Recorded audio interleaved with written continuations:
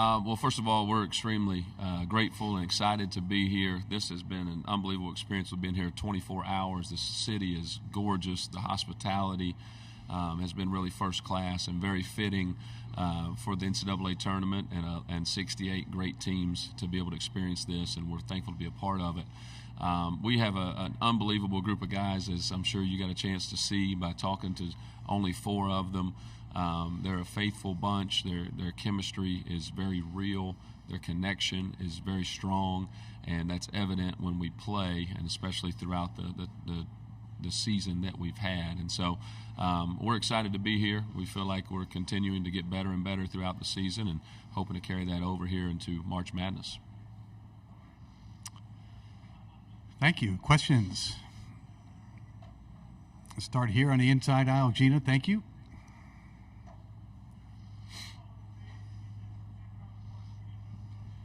Brian Milam, WKYT Lexington. Feel odd saying that to you, but when you see this team and to where you were at the beginning of the year, and I asked the kids this, losing Mark, who was the preseason player of the year, to only win 26 games and to do what you've done, how special did they rally around each other early and then obviously take off?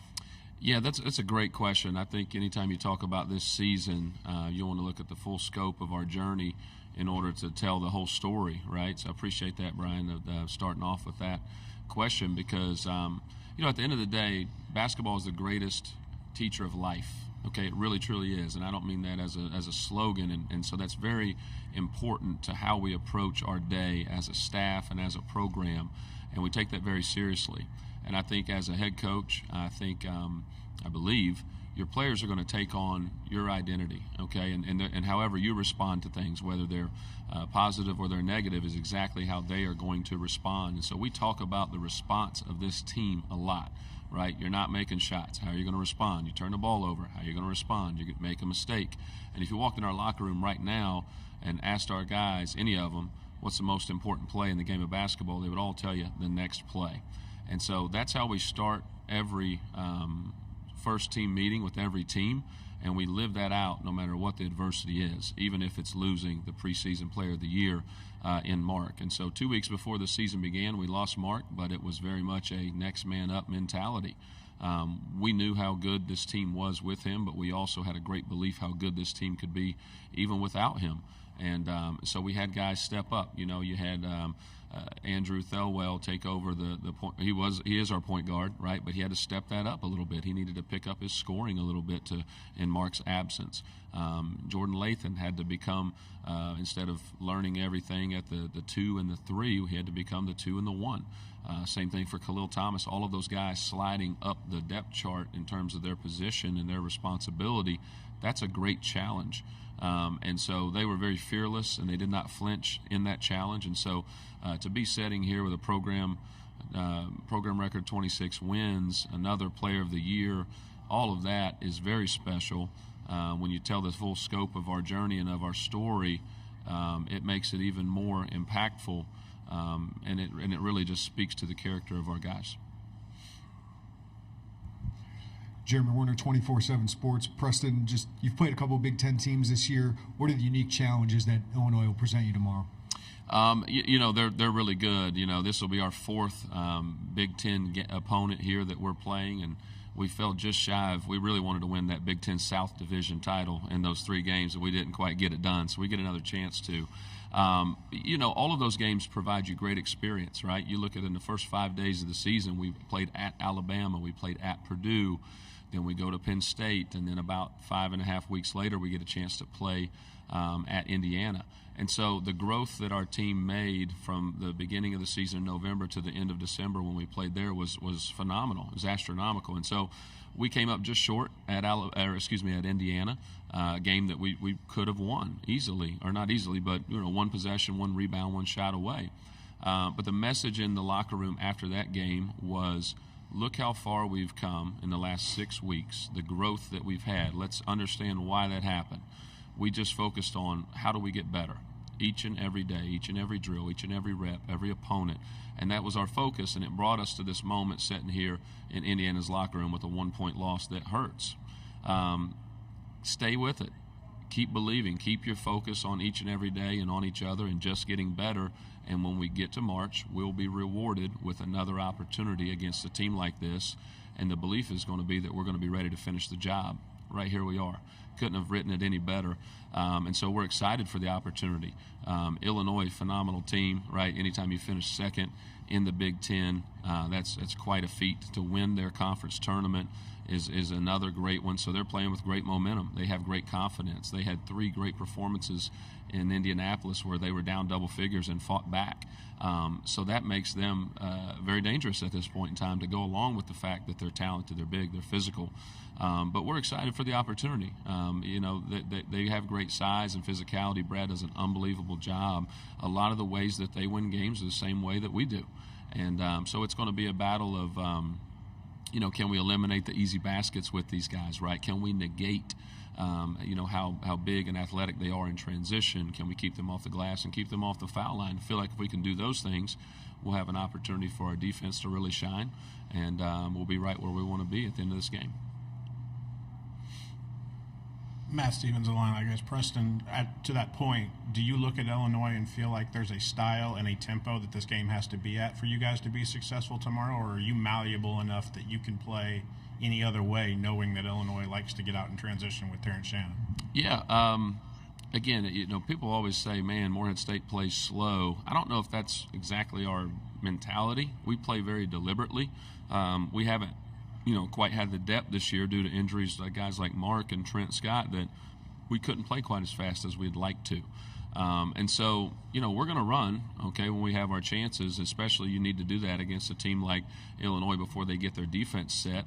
But at the same time, we're not going to, try to extend them, give them too many possessions, because they're electric in transition. Terrence Shannon is, they're going to find him, right? They will kill their break to get him the basketball because he's that good in transition. And so we've got to make sure that our offense and our floor balance accommodates that. And so we're going to run, we're going to play as fast as we want, but we're going to have to control the tempo so that it plays a little bit more in our favor than it does Illinois'. Question right here in the middle. Thank you.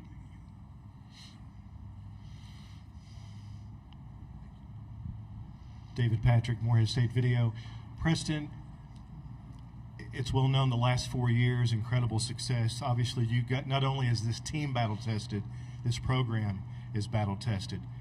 The most Division I wins in Kentucky easily over the last 4 years, 9 postseason wins. Again, that's easily number 1.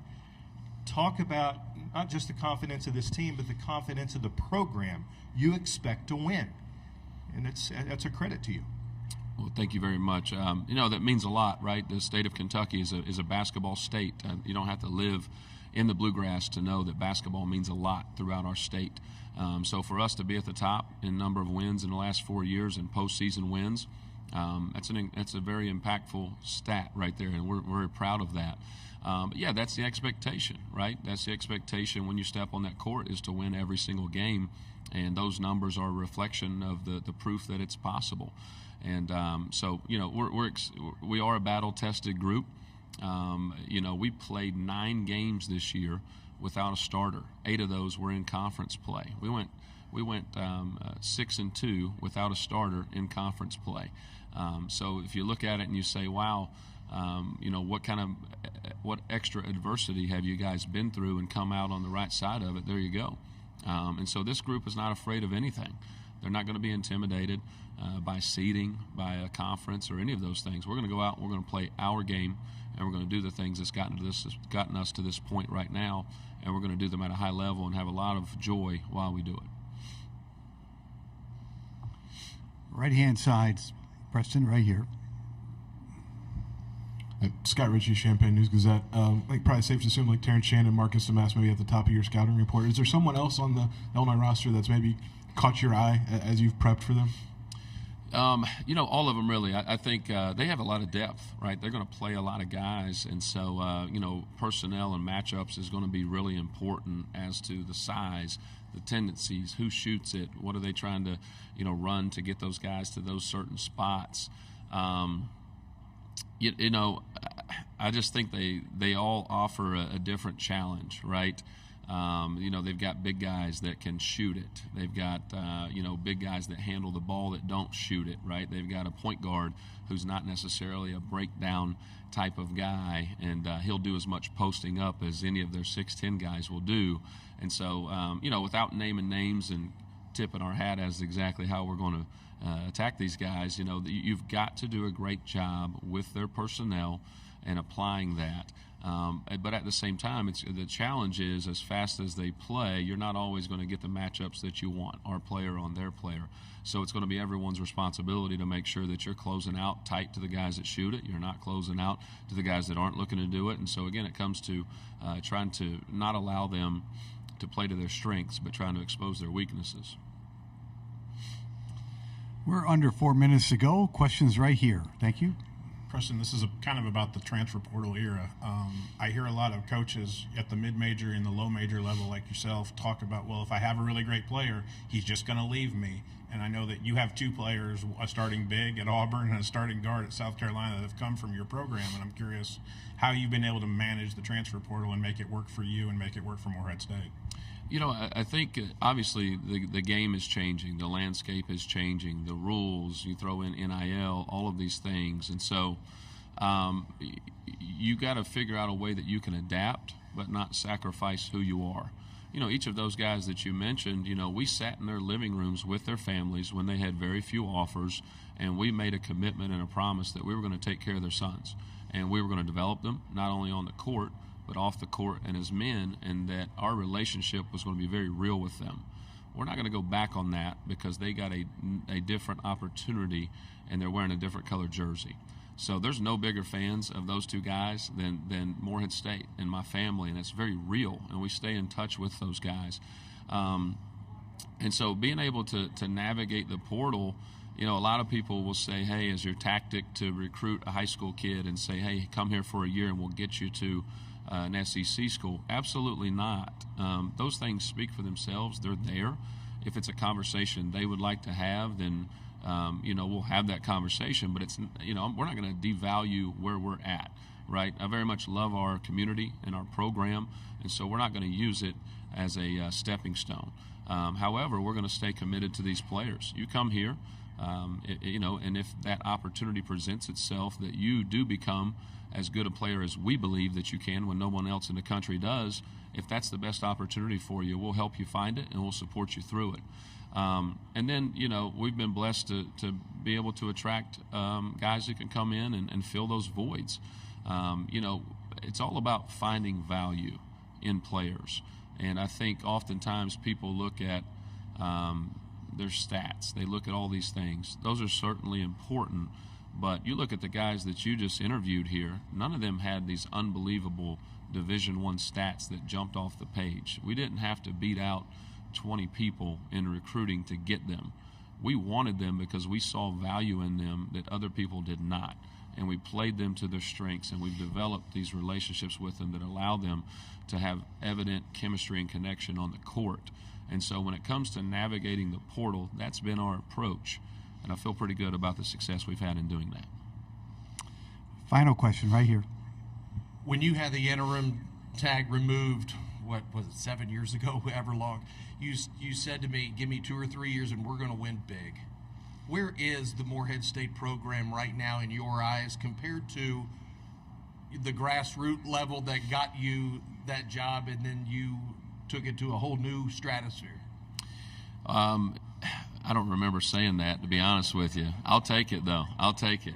It was such a whirlwind, obviously, when all of that happened, and we had a complete rebuild. When I got the job full-time, I had 3 players and 1 assistant coach. That was it. So we had a new staff, we had a new roster, and we had to figure out exactly how we wanted to play. It's a little different when you're given a blank slate and say, here you go, do what you want with it. And when you're 29 years old, trying to figure out exactly what that is. And so, I was very fortunate the first few years at Morehead to be, they allowed me to fail and have some mistakes and work through and grow through those. You don't get that a lot in today's college basketball. Everybody wants to win right now, and I understand that. But as a young coach, I'm very thankful that, I had the opportunity to grow through a lot of mistakes and figure out who I was as a coach, what kind of players we wanted to have and what kind of program we wanted to have. But now, the expectation is to win each and every year. I'm not saying that's easy, but it's certainly welcomed because none of the players that we recruit, Brian, whether they come from high school or they're transferring in via the portal, they're not coming to Morehead State to finish 5th. They're coming here to have an opportunity to play in March Madness and sit at this podium. And that's the expectation when we recruit them and every day when we step on the court. And so we don't look at that as a burden. We look at that as a great blessing, and that's where we want to make sure that we keep our program.